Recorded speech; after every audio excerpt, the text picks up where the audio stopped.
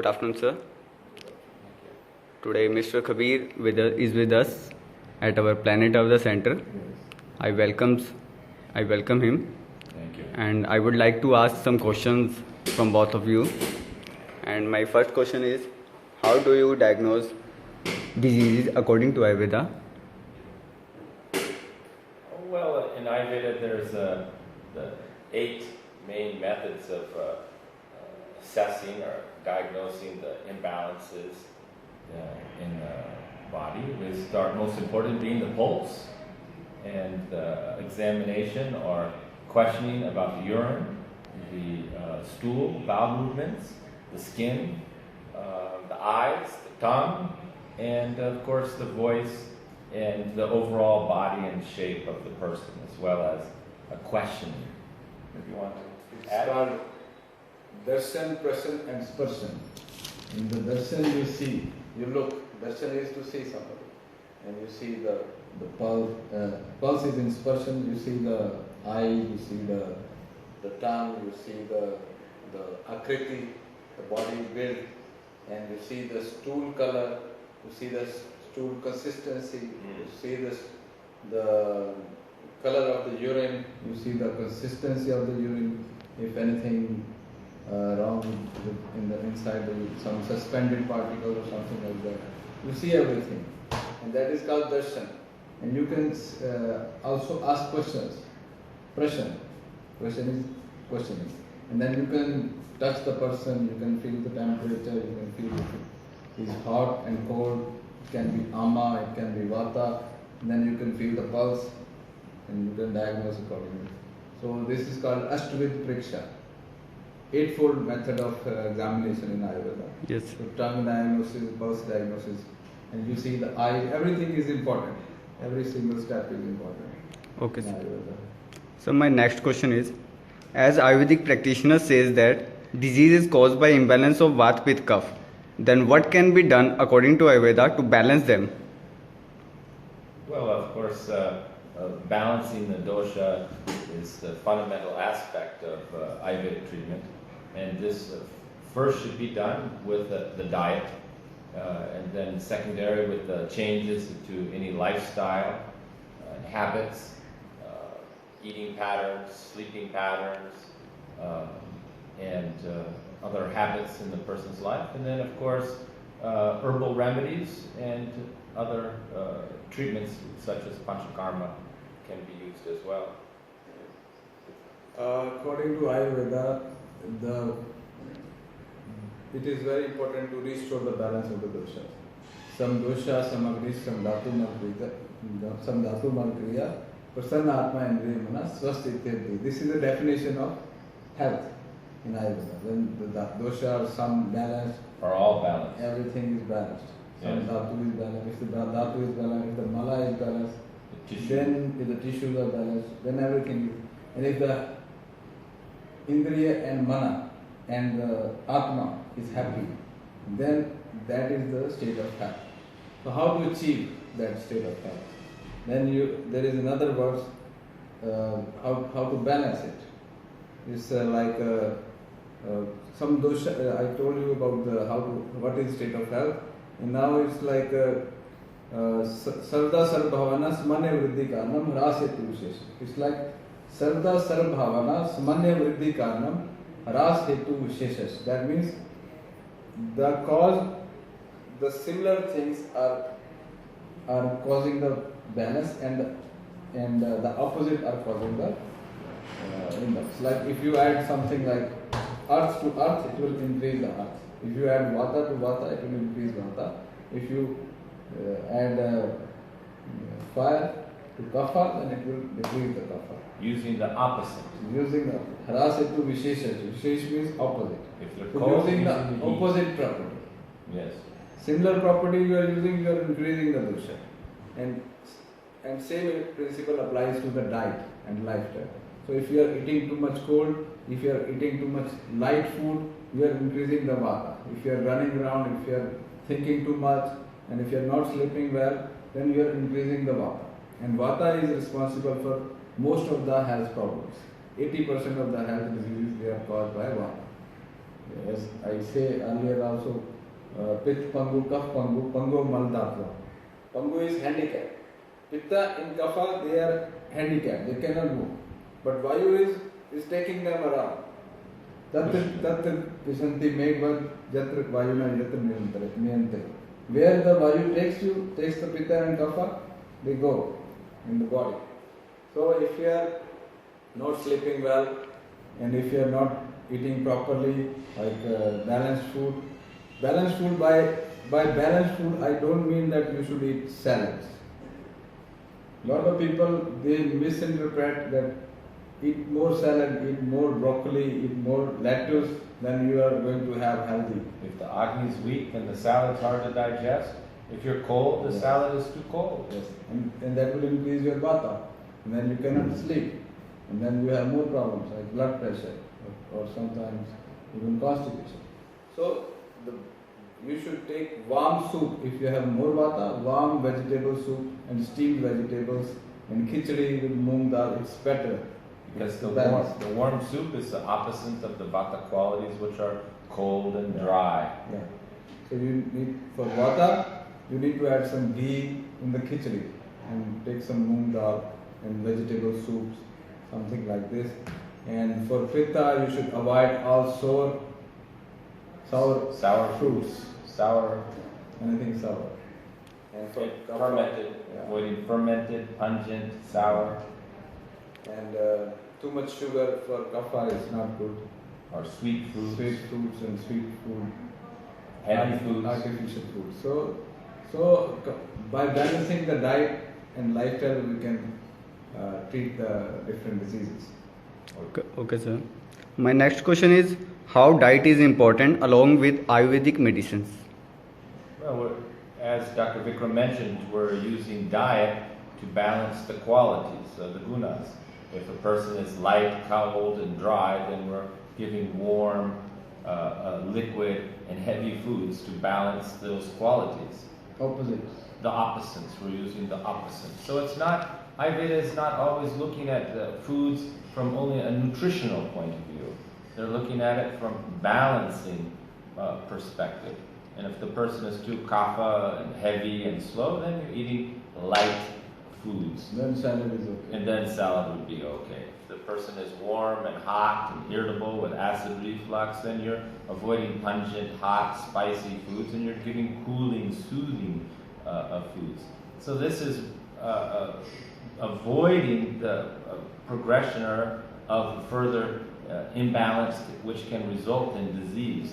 So diet is fundamental. Without the diet, then the other treatments cannot be successful, including the herbal treatment, because the person could be taking something every day that's keeping their vata, pitta, or kapha in balance. Add to that? Yeah, vata, as I told, it is very important to take control of vata. Vata is vayu, air. It is very light, and it is mainly the mind is it comes from the mind. The natural place is the column of vata. But when your mind is upset, your vata becomes upset, and then it starts to move.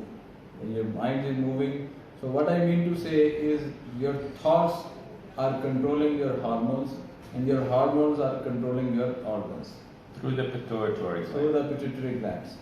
So whenever your mind is in stress, anxiety, fear, and then the pituitary gland sends the same signal to every single organ, and every single cell is in a state of fear and anxiety, and that causes a disease.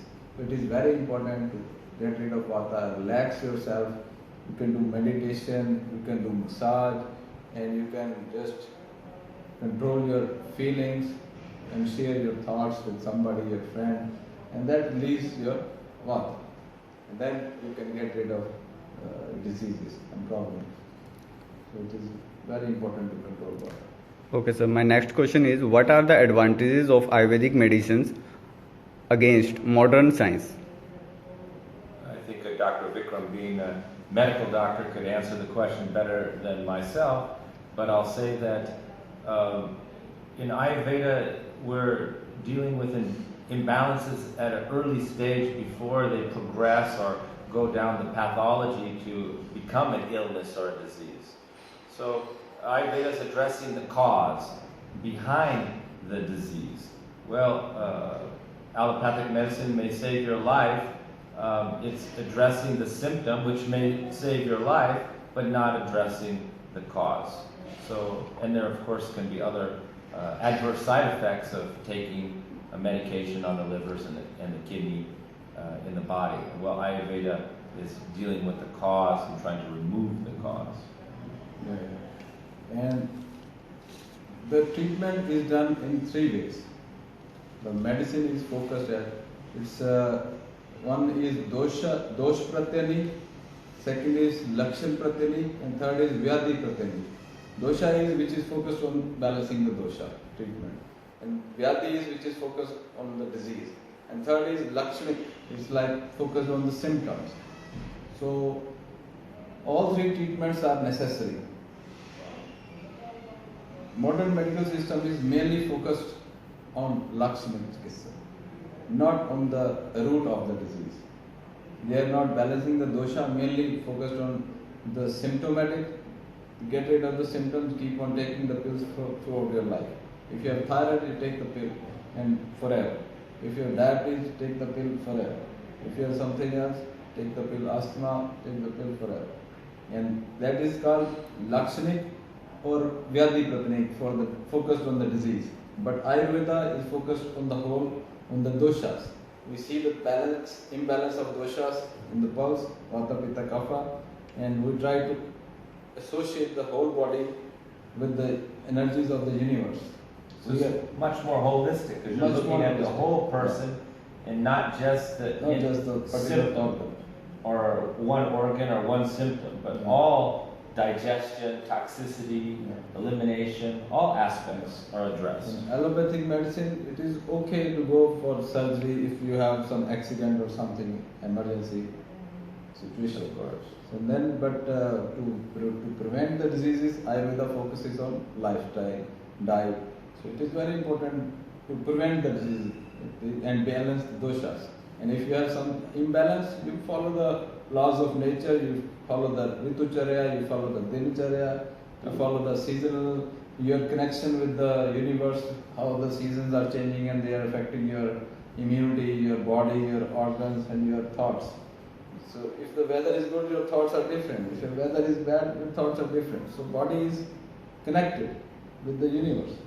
So Ayurveda tells you how to live in harmony with the cycles of the nature, with the universal energies. How to adjust for each of the seasons, Yes. when we're changing from winter to spring, And what to do what to you should adjust, eat at what that you should time. eat, from summer to So fall. it is very beautiful science, and every even layman should understand it, should read about it, and they should live according to the Ayurvedic principles of living. Okay, sir. My next question is, are there any side effects or harmful effects using Ayurvedic medicines? Well, again, I'm sure Dr. Vikram could give more details, but even a healthy substance, food or herb in the wrong quantity at the wrong time for the wrong person could be produce an adverse or unwanted effect. Many of the most potent Ayurvedic herbs or formulas, if taken in a larger quantity or given to the wrong person, could have an adverse effect. This is why it's very important to not choose these herbs randomly, but to have them given to you and formulated for you by an Ayurvedic doctor. Yes, you're right. Everything which is given in a normal dosage or proper way, proper method, it can be very useful. And if it is not given in a proper dosage, proper way, it can be dangerous. Or to the proper person. Yeah. If you take some chilies, you know there are side effects. You take more ginger, you see it's burning.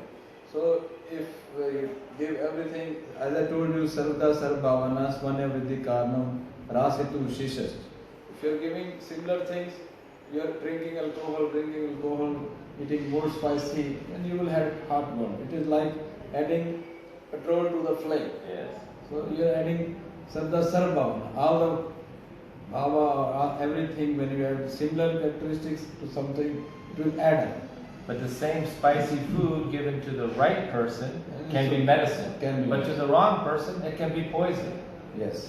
So if there is pitta person, he eats pitta food, it is bad for him. Can cause ginger can cause problem with the pitta person. But the person with the high kapha prakriti, It is miracle. it is medicine for him. So it's very important not just look at the herb, but to think where it's going. For example, one Which more person? important thing I want you to explain. People are using garlic. It is very full of fire. Garlic is full of fire. People are giving in blood pressure. So I don't recommend garlic for pitta people suffering from blood pressure, because blood pressure is a pitta disease. There is vata in the pitta, Pushing the pitta. pushing the pitta high, and you are putting more garlic, more ginger, and then there will be problem. So I don't recommend garlic. Everybody in the world, so I read some articles, garlic good for blood pressure, but This is the great danger I see from the internet, where people read, for Yes. example, garlic is good for blood pressure, and then they're taking it and they're increasing their blood pressure, increasing their and then they pitta. say they are having side effects. They should not have side. Why not? It's simple principle. If you add something more to the similar thing, then you have side effects. But of course, a person with high kapha blocking If you have the system cholesterol, and if you have cholesterol, blocked then the arteries, kapha, and if you have no blood pressure, if you have kapha, and you take garlic, it's medicine. it's medicine and it's good. Thank you so much, sir, for such a useful information. Thank you. very much. Thank you. Thank you.